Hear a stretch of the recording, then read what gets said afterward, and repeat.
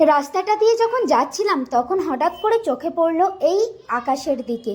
আর আকাশটা দেখো যেন নীল একদম হয়ে আছে, তার মধ্যে সাদা তুলোর মতো মেঘগুলো ভেসে বেড়াচ্ছে, যেন স্বর্গের পথে প্রবেশ করছি। এত সুন্দর দৃশ্য, মনটা যেন জুড়িয়ে গেল দেখতে দেখতে। চলো, আমি তো উপভোগ করেইছি আর সাথে তোমাদেরকেও দেখাচ্ছি। আর চারিদিকে দেখো সবুজে সবুজে ভরা, এইগুলো হচ্ছিল ফুলের গাছ। আর ওইদিকেও উপরে মানে বিভিন্ন রকমের ফলের গাছ ছিল, আঙুর ফলের ক্ষেত দেখেছি, আঙুর ফল পুরো ওখানে চাষ করা হচ্ছিল। আর এদিকে দেখতে দেখতে যাচ্ছিলাম। আর আকাশটা বন্ধুরা এত সুন্দর লাগছিল, যেন স্বর্গে গমন করছি। সত্যি বলছি বন্ধুরা, সত্যি মহাদেব যে স্বর্গে বাস করেন তার একটা জলজন্ত প্রমাণ আজকে আমি এই ভিডিওটিতে দেখালাম। আর দেখো পাহাড় পাহাড় পাহাড়, আমরা না তখনও জানতে পারিনি যে মানে আমরা ঢুকে গেছি মহাদেবের কাছে। কিন্তু যেতে যেতে এই পাহাড়গুলো দেখছিলাম, এত সুন্দর লাগছিল বলা যায় না। সত্যি ভগবান সুন্দর জায়গাতেই বাস করেন। আর আজকের দিনটাও এত সুন্দর ছিল, মানে বলার মতো না। সাধারণত এরকম আকাশ তো দেখাই যায় না। আর দেখো মেঘগুলো পুরো সাদা সাদা হয়ে আছে, এত ভালো লাগছিল, যেন নীল আকাশের মাঝখানে মানে তুলোর মতো সারি সারি মেঘ। আর এত ভালো লাগছিল, পাহাড় তার মধ্যে মানে ভেসে আছে, মানে সব মিলিয়ে অপূর্ব দৃশ্য। তোমরা সম্পূর্ণ ভিডিওটা আমার দেখতে থাকো, স্কিপ করো না। আর আমরা না ওই আদিযোগীর দিকেই চলে গেছিলাম। হ্যাঁ বন্ধুরা, আমি যাচ্ছি আজকে আদিযোগী মন্দিরে, ভোলে বাবার কাছে। বলে না ভোলে বাবা ডাক না দিলে তার কাছে যাওয়া যায় না। কবে থেকে প্ল্যান করেই আছি যে যাব, কিন্তু আর যাওয়াই হয়ে উঠছিল না, জানো তো। কিছু না কিছু বাধা এসেই যাচ্ছিল। বলে না যে ভগবান না চাইলে তীর্থস্থানে যাওয়া যায় না।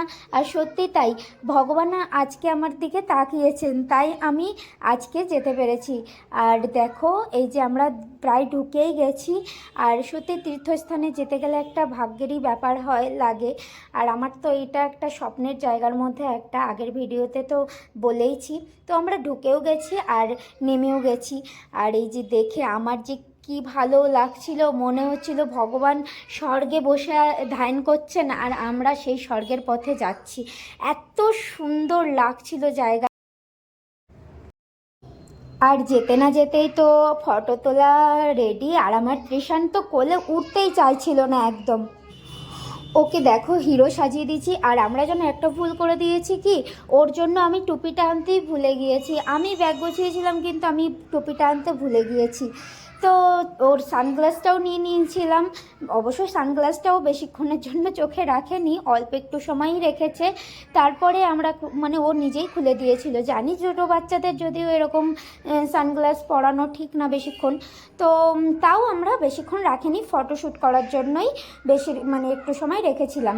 তো যাই হোক, এরকমভাবে আমরা ভিডিওগুলো করছিলাম। আর আমার তো মানে মন করছিলই না যে ভিডিও করে টাইমটা নষ্ট করি। তবুও যেটুকু মানে পেরেছি করেছি তোমাদেরকেও দেখানোর জন্য। আর দেখো এই যে মহাদেব, মানে মনটা সত্যি জুড়িয়ে গেল। আমরা তো ওখানে গিয়ে প্রচণ্ড মজা করেছি, খুবই আনন্দ পেয়েছি। আর আমাদের একটু বিকাল করে থাকারও ইচ্ছা ছিল, কিন্তু আমার বাচ্চা যেহেতু অনেকটাই ছোট আর ওরও খুব ক্লান্তি বোধ হচ্ছিল। বিরক্ত করেনি, সত্যি বলছি, ভগবান মানে আমার একটা বাবু দিয়েছে। সত্যি ওকে যতগুলো আমি ঘুরতে নিয়ে যাই না কেন, ও কিন্তু একটুও দুষ্টুও করে না আর আমাকে একটুও জ্বালায়ও না, ও কান্নাও করে না, জানো। আজকে আমি আর ও যেন আলাদা হয়ে গিয়েছিলাম বাসের মধ্যে, তবুও ও আসার সময় একটুও কান্না করেনি। এত ভালো লক্ষ্মী ছেলে। ওর বাবার কাছে ছিল আর আমি আলাদা সিট পেয়ে গেছিলাম, তাও 2-3টে সিট আগে আমি। আর ওরা হচ্ছে 2-3টে সিট পরে ছিল, তবুও যেন ওরা একটু ঝামেলা মানে ও একটুও কান্না করেনি। তো তাই বলছি যে আমাদের তৃষান খুব ভালো ছেলে, খুব ভালো ছেলে। যাই হোক, একটু বেশি প্রশংসা করে ফেললাম, যে কি বড় হওয়া পর্যন্ত কি থাকে। যাই হোক, তারপরে আমরা একটু এরকম মানে ফটো নিচ্ছিলাম, একটু ভিডিও করে নিচ্ছিলাম। ভেবেছিলাম রিলস ভিডিও বানাবো, কিন্তু আর মন করলো না। এত সুন্দর ওয়েদারটাও দারুণ ছিল, একটু রোদ ছিল কিন্তু গরম। তারপর তো আমি একটুখানি ঘোরাঘুরিও করে নিলাম, আর তারপরে ধীরে ধীরে তার দিকে প্রবেশ করছি। আর তারপর আমরা ধীরে ধীরে বাবার দিকে এগিয়ে গেলাম। আর এত ভালো লাগছিল, আমি বারবার এই কথাটা বলেই যাচ্ছি, কারণ সত্যি সুন্দর লাগছিল।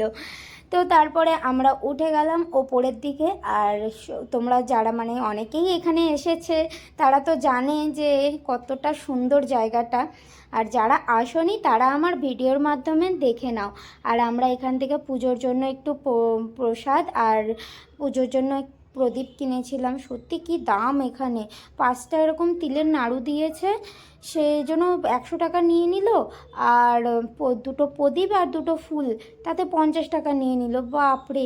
এই যে এখানে দিচ্ছিল ইয়ে, আমি আর ভেতরে ভিডিও করিনি, কারণ অ্যালাউ হয়তো ছিল না, আমি এমনিও করিনি, কারণ বাবার কাছে যাচ্ছিলাম মন থেকে একটু শান্তিতে পুজো দেব বলে। তো পুজো টুজো দিয়েও দিলাম।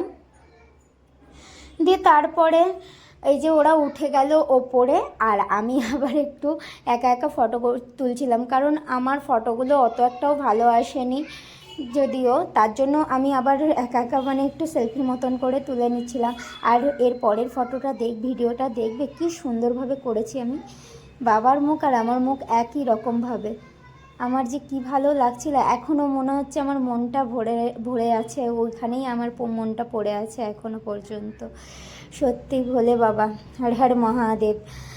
আর তারপরে দেখো ওরা ওইদিকে চলে গেল। তারপরে আমরা নেমে টেমে পুজো টুজো দেওয়ার পরে খেতে চলে গিয়েছিলাম, কারণ দুপুর হয়ে গেছিলো, একটু কিছু তো খেতে হবে। আর খাবারের যা দাম ছিল! আর জানো তো বন্ধুরা, এখানে আমার তৃষানের জন্য ইডলি নিয়েছিলাম, কিন্তু ইডলিটা না ভালো ছিল না। পরে একটু খেয়েছি, খেয়ে দেখছি একটুও ভালো না, তবুও খাওয়ালাম একটু। ও খেয়ে না পটেও করে দিয়েছিল, যেহেতু ও খায় না বাইরের খাবার। আর খাইয়েছি, সকালেও ইডলি খাওয়া হয়েছিল, আবার দুপুরবেলাতে ও ইডলিটা খায় ভালো বলে খাইয়েছিলাম, কিন্তু ইডলিটা একটুও ভালো ছিল না। তারপর আমরা খাওয়া দাওয়া করে আমরা বাড়ির দিকে রওনা দিয়েছিলাম একটু সময় বসে। আর চারিদিকে এই ফুলগুলো এত ভালো লাগছিল কি বলবো। তারপরে আমার বাবু আবার ভোলে বাবাকে বাই বাই করে দিচ্ছিল এসে বাসের থেকে। তো ভিডিওটি ভালো লাগলে অবশ্যই লাইক করে যেও।